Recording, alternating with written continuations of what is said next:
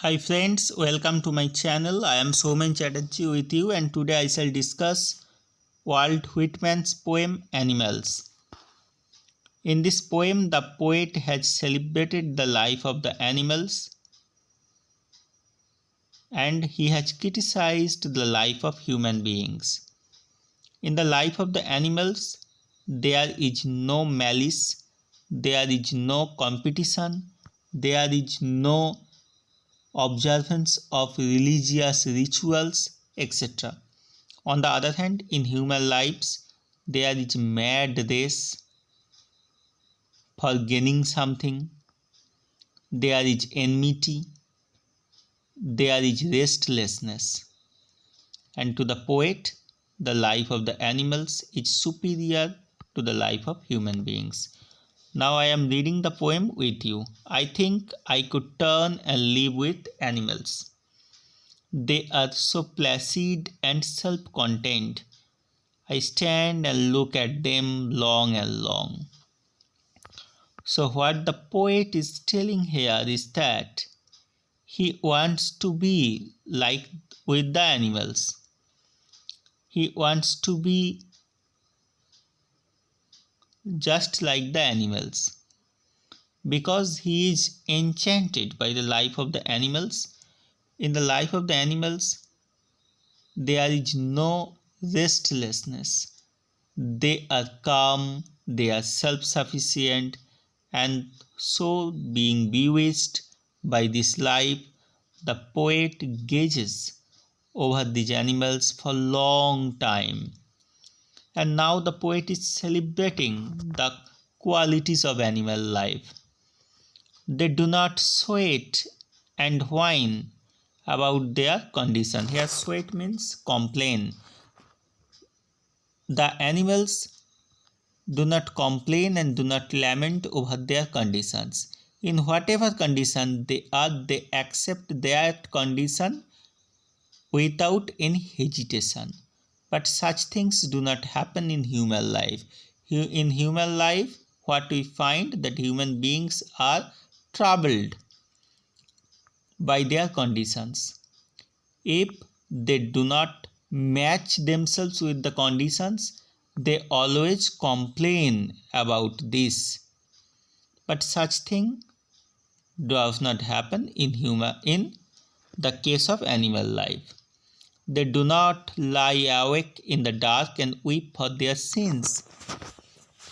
Animals are not troubled by any misdeeds. If in human life human beings commit any sinful acts, they are troubled by this, and at night they lie awake and think of their sinful deeds. But such things do not happen in the life of the animals.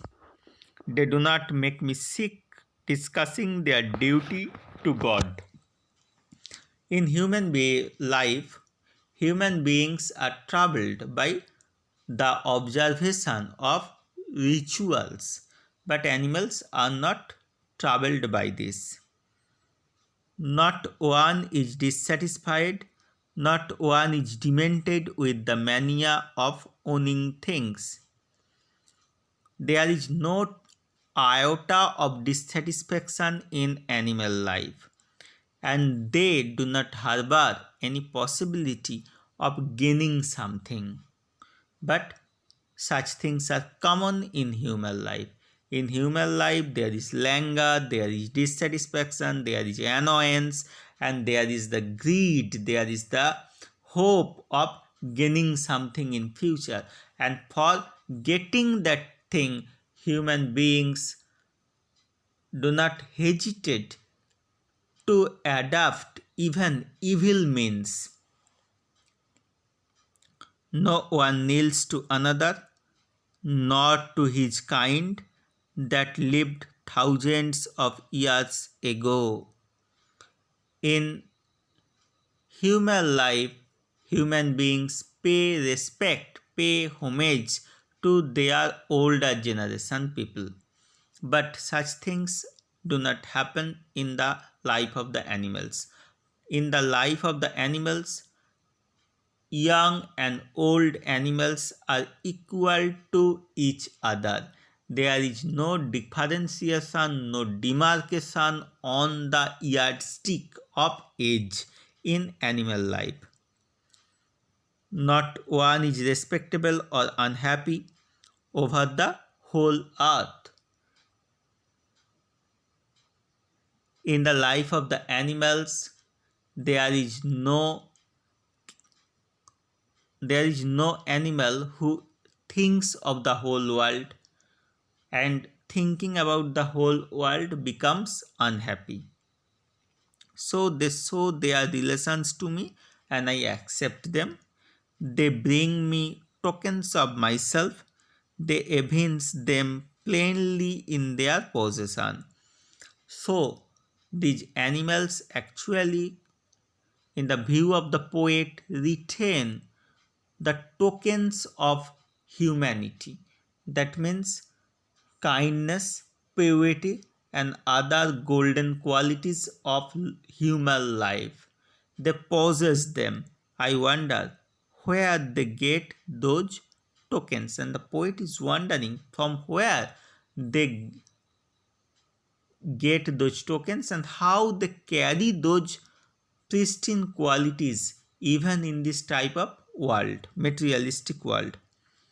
Did I pass that way huge times ago and negligently dropped them? And now the poet is wondering, has he crossed that age and has he lost those qualities? He is wondering. Actually, he is awestruck by the qualities of animal life which he finds missing in the life of human beings. So, what we are finding in this poem is that there is kind of differentiation. The poet has made a kind of differentiation between the life of human beings and the life of animals. And he is actually here celebrating the life of the animals. And this poem reminds us of Wordsworth's Immortality Ode and Henry Vaughan's important poem, The Retreat. In these two poems, what we find is that, especially in The Retreat, what we find is that human beings at the time of their birth are natural. They carry with them shades of eternity. But when they grow up, they gradually lose these qualities because materialistic world engulfs them and their pristine qualities are lost in the cobweb of materialism and they staggers in this world. And now, considering the meter of this poem, what we find is that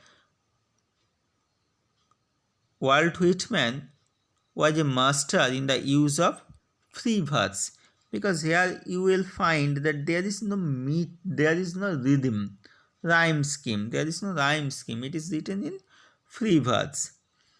And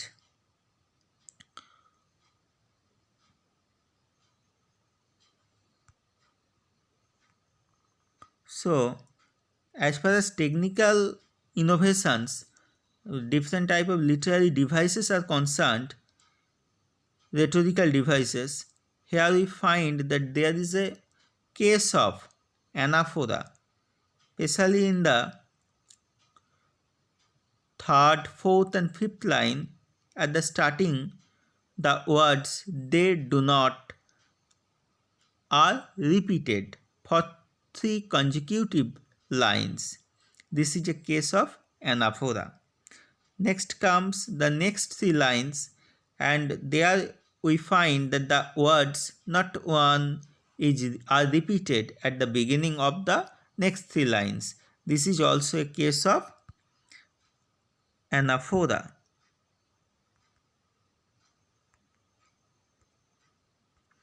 So this is all about the poem, and if you like my discussion, please subscribe my channel.